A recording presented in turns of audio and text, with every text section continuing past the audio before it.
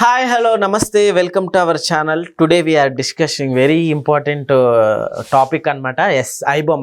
ఐబొమ్మ ఎన్ని రోజులు నడిపిన యాజమాన్యం అయితే దొరకటం జరిగింది. సో నిజంగా ఇది చాలామందికి కొంతమందికి సాడ్ న్యూస్ అని కూడా చెప్పాలి. సో దీని దగ్గర ఆస్తులు గట్టిగానే ఉన్నాయంట. సో కొన్ని వందల కోట్లు ఐబొమ్మతోటి సంపాదించినట్టు తెలుస్తోంది. ఒకసారి ఇదే టాపిక్ మీద విశ్లేషణ తీసుకునే ప్రయత్నం చేద్దాం. ప్రస్తుతం మనతోటి జర్నలిస్ట్ జగదేవ్ ఉన్నారు. వెల్కమ్ చెప్దాం. Hello sir. Hello Zakir. Yes sir. ఏంటి సార్ 600 కోట్లకు పైగా సంపాదించారంట. అండ్ అట్లానే తిను ఇప్పుడు పోలీసు కస్టడీలో ఉన్నారు. ఏం చెప్తారు? ఐబొమ్మ ఇంకా వదులుకుంటూనా? ఇది కాసేపు పక్కన పెడితే ఇది చాలా మంది పేదవారికి నష్టం అని అన్నారు. ఎందుకు మీరు? అంటే బేసిక్గా అంటే చాలా మందికి థియేటర్లకు వెళ్ళి చూడలేని వాళ్ళు చాలా మంది ఇన్ని రోజులు మనం చూసుకుంటే మొన్న రీసెంట్గా ఐబొమ్మ ఇష్యూ బయటకు వచ్చినప్పుడు సో ఎందుకు ఇలా చేశారని క్వశ్చన్ చేయటం జరిగింది అనమాట. సో అందుకని అట్లా చెప్పడం జరిగింది. ఒక వెర్షన్లో మీరు అనేది కరెక్టే. ఎందుకంటే నేను ఎప్పుడు ఏ టాపిక్ లో గురించి మాట్లాడుకున్నా అల్టిమేట్ గా తప్పు ఎవరిదంటే అదేదో రాజశేఖర్ గారి శివయ్య సినిమాలో ప్రజలదే తప్పు అన్నట్టుగా నేను అలాగే భావిస్తుంటాను. ఎందుకంటే ఇప్పుడు ఐబొమ్మ ఆ సదరు వ్యక్తి నడిపించేవాడు దొరికాడు, కరేబియన్ దీవుల నుంచి నడిపిస్తున్నాడు. ఇప్పుడు దాంట్లో పాటు టెక్నాలజీ బాగా వచ్చేసింది కాబట్టి సర్వర్ ఒక దేశంలో ఉంటుంది, ఐపీ ఒక దేశంలో ఉంటుంది, నడిపించే కేంద్రం ఇంకో దేశంలో నుండి అలా నడిపించుకుంటూ ఉంటారు. సో ఆ వ్యక్తి ఎవరో కాదు, మన తెలుగువాడు, పైగా విశాఖకు చెందినవాడు, ఇమ్మిడి రవి వాడి పేరు.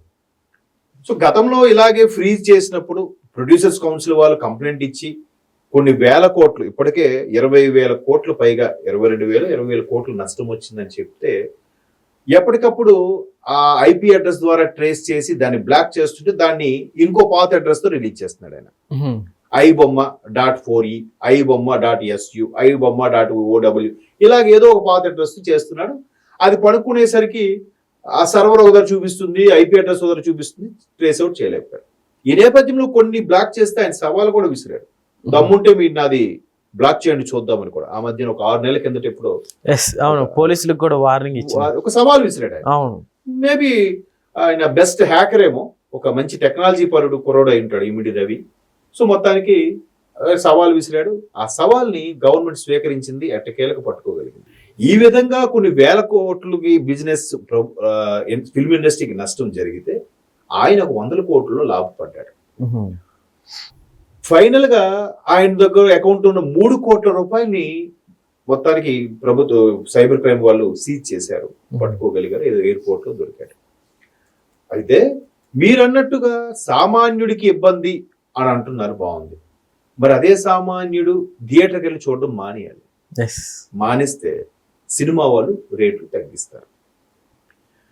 తగ్గించడంతో పాటు సామాన్యుడు ఈ ఐబొమ్మకి లేదా ఇంకేదో మూవీ రూల్స్ ఏవో ఉన్నాయి కొన్ని సైట్లు, వాటికి అట్రాక్ట్ ఎందుకు అవుతున్నాడు? ఇక్కడ బాగా రేట్లు పెరిగిపోయి మల్టీప్లెక్స్ కి వెళ్ళాలంటే మినిమం 250-300 ఏంటంటే టికెట్. ఫ్యామిలీతో వెళ్ళాలంటే, నలుగురు కలిసి వెళ్ళాలంటే 4×3 1200. స్నాక్స్ ఇంటర్వ్యూలకి స్నాక్స్ బకెట్ అంటాడు, పాప్కార్న్ బకెట్ 1000 వరకు ఉంటుంది. 370 రూపాయలు, 320 రూపాయలు అబ్బా బకెట్. చిన్నదైతే 150 రూపాయలు, కొంచెం పెద్ద బకెట్ అయితే 300 రూపాయలు. మనకి రోడ్ సైడ్ పొట్లాలు, పల్లీల పొట్లాలు కడతాడు చూసారు, అట్లే ఉంటుంది 150. సో ఒకసారి డైరెక్ట్ తేజ గారు కూడా అన్నారు ఇదే మాట. ముందు టికెట్లకు భయపడి కాదు, వీళ్ళు స్నాక్స్ కి భయపడి వెళ్ళట్లేదు కాదు, టికెట్లు భయపడి వెళ్ళకపోతే తర్వాత సెకండ్ ఆప్షన్ స్నాక్స్. ఆయన తెలివిగా డైరెక్టర్ తేజ ప్రొడ్యూసర్స్ పెంచే రేట్లని పట్టకుండా, ఎందుకంటే ప్రొడ్యూసర్ వాళ్ళ ఇండస్ట్రీ వాళ్ళు సపోర్ట్ చేసుకోవాలి కదా. ఇప్పుడు ప్రొడ్యూసరే ఉన్నాడు. మలయాళం సినిమాలు ఎంత ఖర్చు పెడుతున్నారండి? సింపుల్ గా గ్రామీణ నేపథ్యంలో మలయాళంలో జరిగే సన్నివేశాల్లో సున్నితమైన కథాంశాలతో వాళ్ళు తీసి ఇట్టు కొడుతున్నారు కదా. మెంజుమల్ బాయ్స్ ఉంది, దానికి ఎంత ఖర్చు పెట్టారండి? నేచురల్ గా ప్రేమలోని సినిమా మధ్యలో వచ్చింది, ఎంత ఖర్చు పెట్టారండి దానికి? రీసెంట్ గా లిటిల్ హార్ట్స్ అనే సినిమా వచ్చింది, మన తెలుగులో హిట్ అయింది, ఎంత ఖర్చు పెట్టారండి? అంతకుముందు నిహారిక గారు ఒక సినిమా తీశారు, ఏంటది, కమిటీ కుర్రాలని, దానికి ఎంత ఖర్చు పెట్టారండి? అక్కడ మలయాళం విలేజ్ బ్యాక్ డ్రాప్ లో తీసింది, ఇక్కడ గోదావరి జిల్లా బ్యాక్ డ్రాప్ లో తీసి హిట్ కొట్టారా లేదా? నీకెవడు పాటలకి యూరోపియన్ కంట్రీస్, ఫైట్స్ కి ఆస్ట్రేలియా, క్లైమాక్స్ సీన్ కి ఏంటది కెనడా, నీకెవడు వెళ్ళమన్నాడయ్యా? సార్ ఒక సాంగ్ కే కోట్లు ఖర్చు పెడతారు, అవసరమా? లే ఖర్చు పెట్టకపోతే ప్రేక్షకుడు చూడను అన్నాడా? అంటే ఇది ఒక ఇలా అడినా కూడా మళ్ళీ ఇబ్బందే. నీకు లేదు టాలెంట్, మేము కొత్త పుంతలు తొక్కొద్దా, ఏ టెక్నాలజీతో కొత్తగా తీయొద్దా, ప్రపంచం ఎటు పరుగులు పెడుతుంది, ఇదొకటి పిచ్చోడ్లా మాట్లాడుతాను అనుకోవచ్చు. కానీ ఆ స్థాయి సినిమాకి కూడా సాధారణ రేట్లు పెట్టొచ్చు కదా. పైపెచ్చు ప్రభుత్వం కూడా మీరు మొదటి వారం రోజులు టికెట్ల రేట్లు పెంచుకోవచ్చు, బెనిఫిట్ షోలు వేసుకోవచ్చు, రోజుకి 5 షోలు వేసుకోవచ్చు అంటుంది. ఇప్పుడు 5 షోలు పెంచినప్పుడు టికెట్లు తగ్గించాలా? తగ్గించట్లేదు. ఇప్పుడు తగ్గించిపోయినప్పుడు టికెట్లు కొనుక్కొని వెళ్ళేది సగటు ప్రేక్షకుడే, స్పెషల్ షోస్ కి వెళ్ళేది సగటు ప్రేక్షకుడే, అర్ధరాత్రి 2 గంటల షోకి వెళ్ళేది కూడా సగటు ప్రేక్షకుడే. అప్పుడెప్పుడో సినిమా రిలీజ్ అయితే ప్రాణాల మీద తెచ్చుకున్న ఒక మహిళ కూడా సగటు ప్రేక్షకుల్లో ఒకలే. చంటి పిల్లాడితో ఆ రాత్రి వెళ్ళకపోతే నష్టం అండి. నెక్స్ట్ డే చూస్తే మీ ప్రాణాలు ఏం పోతాయా? ఇక్కడ మారాల్సింది ఎవరు? పబ్లిక్.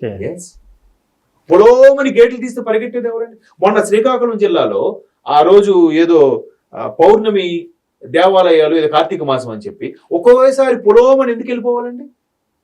వన్ వెళ్ళొచ్చు కదండి. ముందెల్లుడికి దేవుడు నీకు కనిపిస్తాడా? కాదు కదా.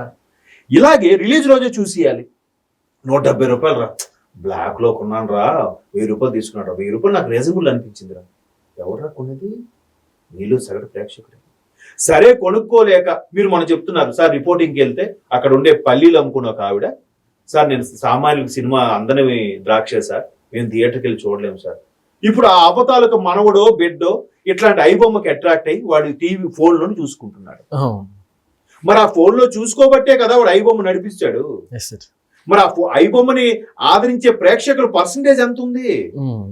థియేటర్కి వెళ్ళి సినిమా చూసే వాళ్ళు 1000 మంది ఉంటే ఐబొమ్మలో సినిమా చూసే వాళ్ళు ఎంతమంది ఉంటారండి? కనీసం 5000 మంది ఉంటారా? సార్ ఇప్పుడు తిన దగ్గర ఈ ఆస్తులు ఇవన్నీ కూడా తీసేసుకొని ఏం చేస్తారని తినికి నెక్స్ట్ ఎలాంటి శిక్షలు వేయచ్చు అంటారు? ఏం చేస్తారండి? కఠిన శిక్షలు అయితే ఉండవు, మహా అయితే అరెస్ట్ చేస్తారు. ఒక ఇట్లాంటి కోట్ల నష్టమే ఎంత ఇబ్బంది పడింది కాబట్టి ఒక 6 ఏళ్ళలో 7 ఏళ్ళలో శిక్ష విధిస్తారు, అన్ని ప్రూవ్ అయితే. లేకపోతే వాడు ఒప్పుకోవాలి ముందు, వాడు ఒప్పుకుంటే ఇవన్నీ జరుగుతాయి, ఒప్పుకోకపోతే సరే దాని తగ్గ ప్రూఫ్స్ సబ్మిట్ చేయాలిగా. చేసిన తర్వాత మహా అయితే 6 ఏళ్ళు 7 ఏళ్ళు జైలు శిక్ష, తర్వాత బయటకు వచ్చి ఇంకో పేరు. ఆల్రెడీ మీకు ఇంకో ట్విస్ట్ తెలియదు కదా, ఐబొమ్మ సీజ్ చేసేసి ఈ సైబర్ పట్టుకున్నారనే బప్పం అనే బప్పంతో ఆల్రెడీ స్టార్ట్ చేశాడంట. రేపొద్దున లప్పం అంటాడు, గిప్పం అంటాడు. అది కనుక్కోవడానికి ఇంకో కొన్ని సంవత్సరాలు పడుతుంది కదా. ఇప్పుడు ఆల్రెడీ ఇది కొన్ని 3-4 ఏళ్ళ నుంచి నడుస్తూనే ఉంది వ్యవహారం. ట్రేస్ అవుట్ చేయలేకపోతున్నారు. ట్రేస్ అవుట్ చేసేసరికి ఇన్నేళ్ళు పట్టింది. ఈడో వెనక వేసుకున్నాడు, ఇండస్ట్రీ నష్టపోయింది, ప్రొడ్యూసర్ నష్టపోతున్నాడు. అవునండి, క్యారవాన్లు అంట. క్యారవాన్లు పోనీ హీరోకి హీరోయిన్కి కాదంట, హీరోకి హీరోయిన్కి, హీరోయిన్ తల్లికి, బిజీ ఆర్టిస్టులకి, ఆఖరికి జబర్దస్త్ ఆర్టిస్టులు కూడా క్యారవాన్లు అయినట్టండి. ఇది ఒక విధంగా సినిమా స్థాయి పెంచుతున్నారా? సినిమాలో నటుల స్థాయి పెంచి అదంతా కూడా సామాన్య ప్రేక్షకుల మీద భారం వేస్తాడంటే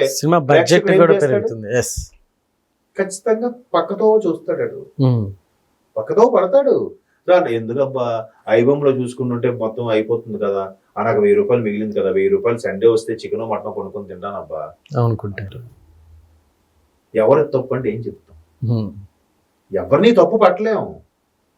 సో మొత్తాన్ని కనుక్కున్నారు, ప్రొడ్యూసర్స్ కౌన్సిల్ చెప్పిన దాన్ని బట్టి చేశారు. బట్ కాస్ట్ కటింగ్లు కూడా తగ్గించారు.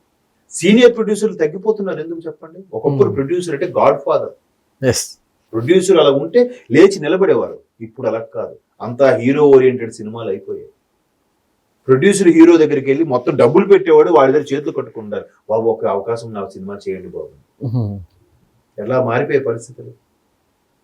లోపల వాడికి కూడా ఎక్కడో కొడుతుంటది, డబ్బులు పెట్టేవాడు నేను కదా, వీడి రాజాలా కూర్చున్నాడు ఏంటి, వాడికి నిమిషానికి జ్యూస్ ఇస్తున్నారు, నాకు కనీసం ఇవ్వడమే లేదు, నన్ను పట్టించుకోవడమే లేదు. లేదు సార్, ప్రొడక్షన్ ఆ మాత్రం ఉండాలి సార్, సార్ అవన్నీ చేయకపోతే హీరో గారు ఫీల్ అవుతారు సార్. ఎక్కడి నుంచి తెస్తారు ప్రొడ్యూసర్?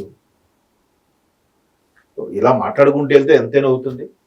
సో చూద్దాం, ఏ మీటర్ రవి అంత ఒక సాధారణ కుటుంబం నుంచి వచ్చిన వాడు 100 కోట్లు సంపాదించి ప్రొడ్యూసర్లు 1000 కోట్లు నష్టపరిచాడు. బట్ దీని దృష్టిలో కూడా కొద్దిగా ఆలోచించాలి. మరి ఎలా ముందుకెళ్తుందో చూద్దాం. Okay okay sir, thank you.